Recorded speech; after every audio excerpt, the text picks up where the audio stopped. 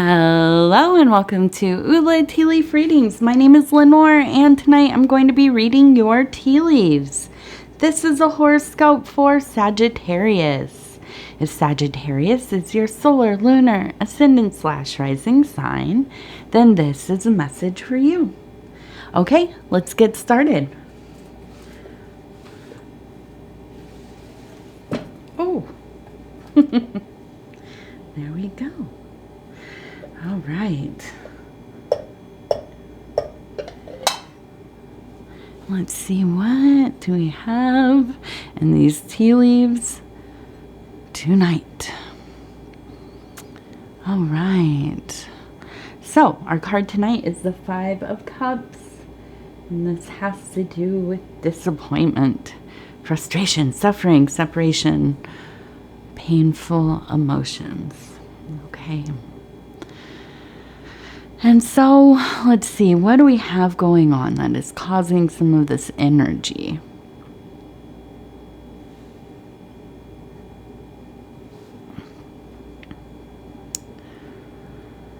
So I was,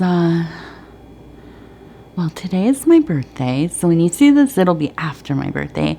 And I also just want to say thank you to everybody who said happy birthday to me. It was very sweet, very lovely day today. Took it easy. And anyways, my important takeaway from today, besides how wonderful everybody was that I went grocery shopping and all of the Halloween candy is already out. How did we get this far in the year? I don't know. Okay, let's see. So, this is the first one I noticed. We have, it looks like some kind of skull here. You can see the eyes, the mouth. Let me get this all the, oh, and there goes the mouth. It kind of went out. Okay, so the top half of the skull now. And then it almost looks like it has 2 horns on it. And I don't see these as being like devil horns, but actually something more like a forest spirit. This is in the emotional and this is in the kind of metaphysical. So you can think of something along the lines of like the horned god, or maybe one of these kinds of masks made out of an animal skull, you know, for ritual or something like that. And what this says to me is that we are coming into a transitional period. And quite literally we are. We're going into, depending on where you're located, the autumn, right, in the northern hemisphere, or fall, if you call it that. And in the southern hemisphere, we're going into spring. So, there is kind of a death and rebirth motif happening, okay? And then if you look at this, it also kind of looks like the infinity sign right there with the little with the little branches. But so I think this time of the year is when and now it depends on where you're at, right? A lot of places still very hot, you know, very much summer vibes, but things are looking a little more aged, dried out. If you are in the southern hemisphere, maybe, and this, listen, I've never been below the equator, so I don't know, but I imagine it's something like the northern side of things, where this time of year there'd be, you know, things starting to come out of the ground, sprouting, but maybe not budding yet. Well, maybe, I don't know. But, you know, little stirrings of life happening. You know, a couple of warmer days here and there. So, you know, it's amazing how much the weather affects us. And I don't just mean, you know, we all think of things like seasonal depression, or, you know, just really the negative sides, I guess, of how it affects the chemicals in our body, in our brain, and the level of vitamins, nutrients, And all these things do really, I mean, it really has such an impact. I live in a place where it is, you know, below 70 degrees for at least 6 months, and often dark, often very snowy and cold. So definitely know that vitamin D deficiency, among other deficiencies, is a real thing. But really just on, you know, the very animal side of it for us, shifting into these different seasons, it really activates different parts of how we exist. And now we maybe have pretty consistent lives. We, you know, work day jobs. We're inside a lot, you know, temperature controlled places. You don't necessarily have too much of a difference from season to season, besides what it kind of looks like outside. But it really does change us, our yearnings, right? Our bodies can begin to kind of slow down or speed up depending on what seasons we're going into. We have kind of the instinct to reserve more of our energies, not unlike an animal going into hibernation, right? You go into a colder season, you really do start to, if you need to or not, want to kind of hoard your calories. And I think that's just an instinctual thing. So I feel that, you know, there is this feeling of, I don't know, it's maybe just a tinge of sadness, really. Kind of a feeling of something coming to an end. If you like the season that we've been in or not, the change can be emotional for all of us. We are going into, you know, the harvest festivals and this kind of thing. A lot of us do love those. You know, as many in the north, this is for the north now here, as many of you know, our long-running societies, tribal societies, societies of oral tradition and so on, would describe, is that we go into a thinning of the living and moving on to these kind of in-between places where there's probably more communication.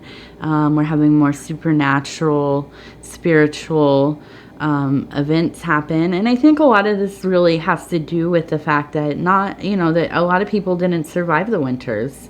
They're rough depending on where you live, and really dependent on how the harvest goes, how hunt went,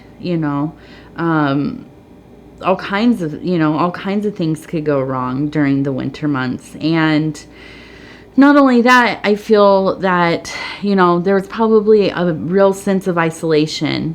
During our lockdown years, we all kind of got a deeper sense of maybe what it was like to really live a very small life where we were kind of really fixed to one little area. And you have to think, people used to live this way for their whole lives.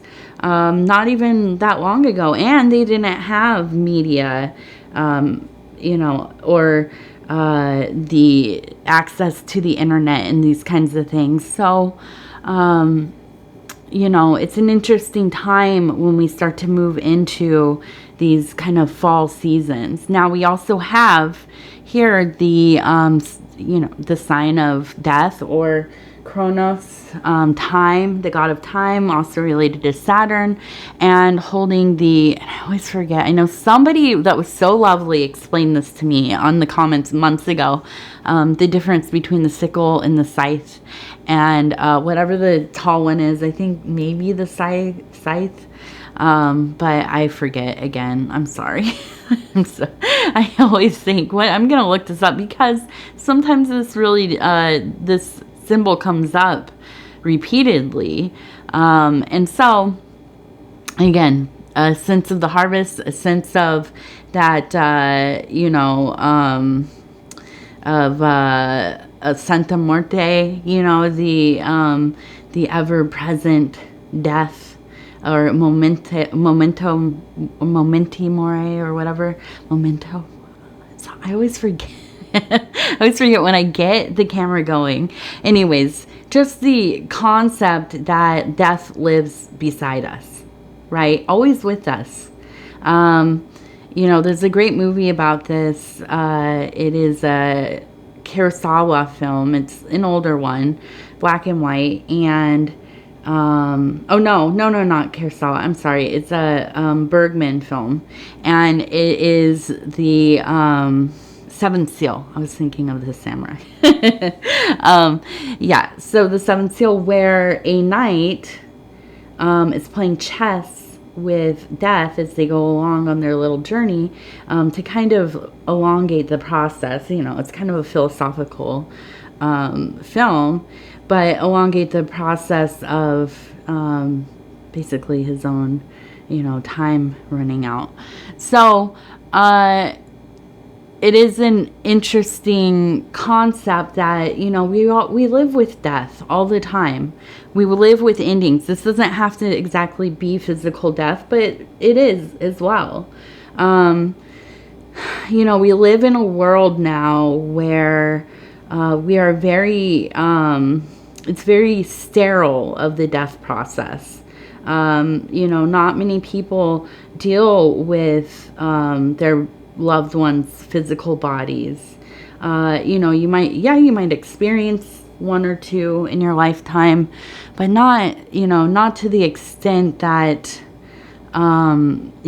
people used to, where a lot of people would die in the home, or they would be brought back to the home and they'd be cleaned and put out to view, and these kinds of it really depends on the culture, of course, but we have all of these different services now where we don't really see the people that we love. I feel honored because when I lost my mother, I was 11 years old, and I was the one that found her, and I got to, it's hard because you're young, but it opened up a relationship for me with death. It became a very real thing to me. It was not abstract. And then later on, somebody very close to me died, and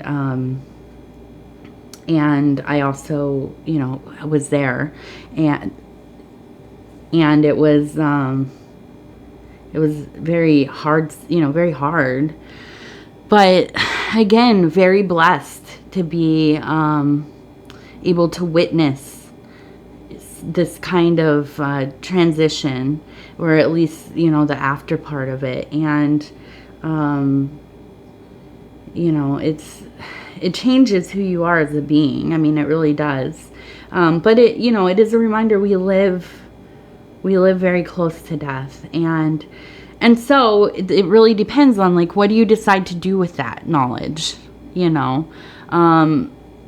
and ultimately, I feel that when we look at the sign of Kronos, or the more, modernized version of death, or the Santa Muerte, and there are others with similar motifs, but the harvesting tool is not just a harvest of you as a being who has come to their ripeness, and now it's time to go, but I do feel like it is a sign that reminds us we must indulge in the beauty of our life. We're here. This is what we're here for. We're here to love, to dance, to laugh, to to be with one another, to create our own stories, our own worlds. This is a gift. Life is a gift. And yeah, some of us get some terribly hard circumstances, of course. Of course. But, you know, we have to look for those moments, you know, to make our life mean something, right? You know, that's it. That's at least my take on it. Now, we have this one. It looks like a little hut, or maybe a little home. I like to think of these little doorways. Kind of reminds me of like a, you know, like a doma or domicile, and kind of a primitive home structure. We have somebody who looks like they have a bag on, and they are walking this way. Now, I also think that this one looks like an arrow, okay? So I have this feeling that there seems to be like this sense of departure from your normal habitation. Almost like you are either moving, but I think more that you will be returning, and I think this is because this arrow is here. But I feel like there's a sense of going out in the world, you know, because something is going on. Maybe you are traveling for some reason. Maybe there is some kind of new work experience. Maybe you're going back to school. But I feel like this is going to take you away from your normal routine in the home. So there seems to be a sense of anxiety surrounding this kind of a feeling of separation, really. And I feel like for some reason there is this sense of not just disappointment, but it seems like melancholy. Okay, I feel like maybe you to some degree are somewhat of a homebody, or somebody who likes to be among those who you're familiar with. And I think that, you know, all of this is exacerbated by the shifting of seasons, but also those darn retrogrades that we have going on, which we have quite a few, okay? So I think this departure is not something that you are looking forward to, or maybe you have already gone. It seems like something that you would rather not be doing. Here's the thing, though, okay? I'm looking over here. We have this beautiful little flower. I see this, it looks like some kind of person standing here, and this is emotional, kind of reaching out for that flower. Okay. And I feel like there is a sense of really finding some grace in all of this. This is kind of like the almost the motif of the reluctant hero, kind of being pushed out of the nest to go on your little adventure. Okay, and there will be some trials and tribulations, but I think really you are going to find some things in the next at least few weeks, but maybe even a little bit longer, that prove to be very, very solidifying of your character. I think that you will be doing some real like self-evolution. This is going to be something that really fortifies you. And I think that you're going to find some real love in all of this. I don't know that this is romantic love, but I think that this is a love of self, and I think this is a love of the divine, okay? I feel like, you know, in the beginning, there is a sense of maybe loneliness, maybe feeling a little alienated or kind of pushed into doing this thing that you don't necessarily want to. It's uncomfortable. But ultimately, this is going to be something that kind of shows you that you really are such a strong person. You're very intelligent, very capable.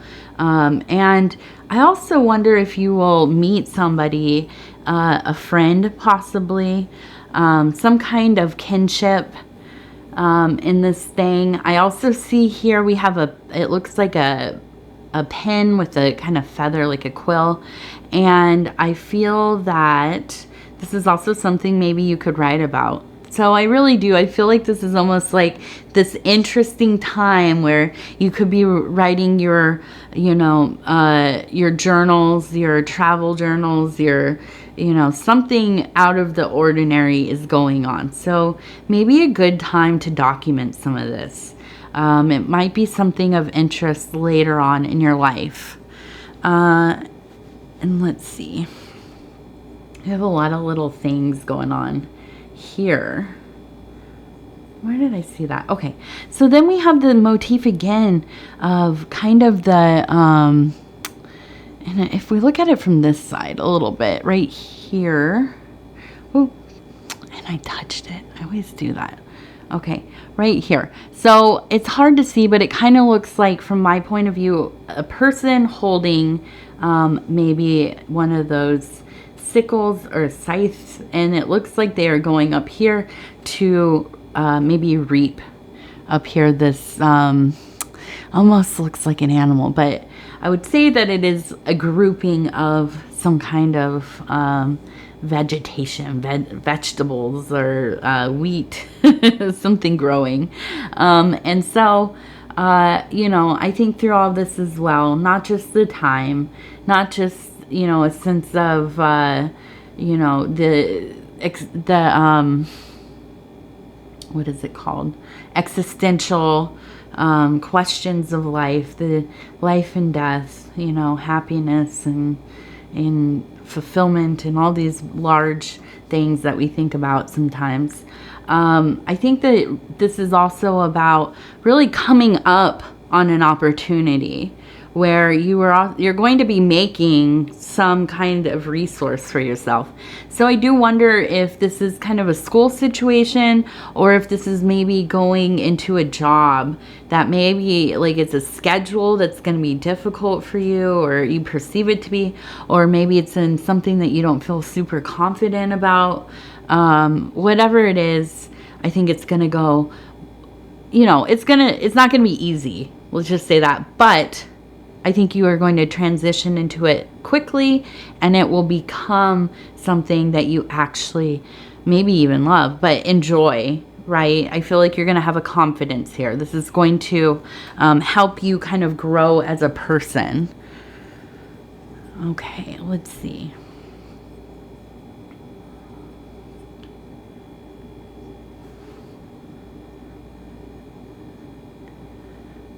Oh, this is interesting. It almost looks like a hexagram. I don't know anything about this. This is my husband's territory. But let's see. We have, it looks to me kind of like, if you if you look at it, it looks like a person laying on the stack, and then right there, like a little pea. And if you're familiar with The Princess and the Pea, which is an odd story, really. These old stories are kind of weird and classist, really. But definitely what I take from it, from this symbol, from this symbology, is just the ability to perceive, highly tuned perception. And so I think that this will help you. You are going to be able to go into this next situation that you're going into. You are going to be have a keen sense of, you know, fine detail, seeing where things can be fixed, where, you know, maybe things can be kind of changed or developed. And I think that's really going to put you ahead. So this is going to be, you know, I feel like a really amazing time for you. Okay. We have kind of a little smiley face, eyes, smile, smirk maybe. And ultimately that vibe for me, looking at it, tells me that you should really be doing something special for yourself. You know, do something to release some of the stress. Don't just be all like twisted up and focused on the anxieties of whatever's going on for you. You know, and go and be in a place that feels beautiful, feels holy, feels, you know, puts you in that place of awe. So maybe a natural wonder, maybe a place of worship, a museum. Go look at some beautiful art. Go to a concert. You know, go eat something that it transports you. Whatever it is, just go do something for yourself, okay? And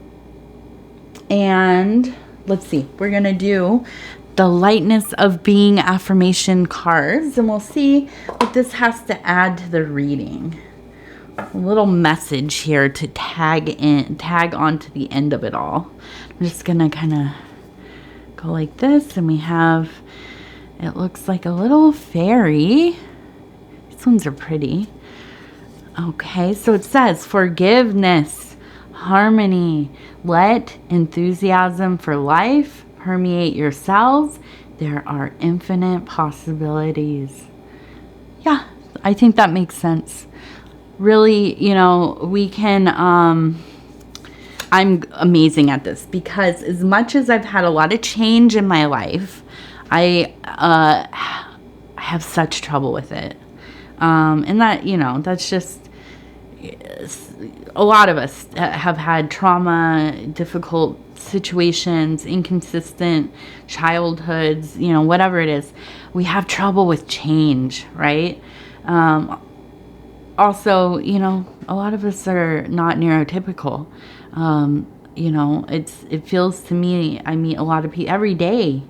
It seems like, you know, as I'm getting acquainted with different people online through this work, whatever, you know, change it can be difficult. So I think that when we can try to look at a situation that we are, you know, already decided is going to be a catastrophe. It's going to be the worst thing ever. It's going to be so scary, so uncomfortable, whatever. We have to try to temper those feelings, look for the possibilities.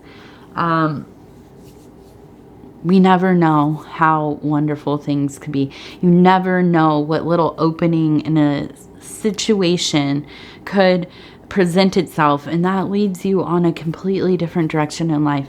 You could have an entirely different life in a year. I mean, it could be even, you know, a few weeks, but I mean, ultimately, consistently a different life. Everything's different. It can all change. You know, especially if you're younger and you feel like, oh, my life could never, you know, be different. And I felt like that a lot in my 20s, I think. You know, that it was going to always be what it was. And that was pretty tragic, and in my opinion, at that time. And then, you know, I've had like at least two other lives since then, you know, and it happened so quickly. You know, and it's a lot of work. It is for all of us, but it's worth it. So you find the things that you want to do, weave them into the things you kind of just don't, you know, the things that we have to do. And when you are faced with these kinds of separations from your comfort zone, you know, make sure that you're doing stuff that kind of stimulates some of this positive talk, the mindfulness, you know, the doing stimming kind of things, activating, you know, some of the distracted stuff that feels comfortable. I'm a big one for, and I've talked about this in readings before, but like watching certain kinds of movies or listening to music that takes you back to a time in your life that feels comfortable.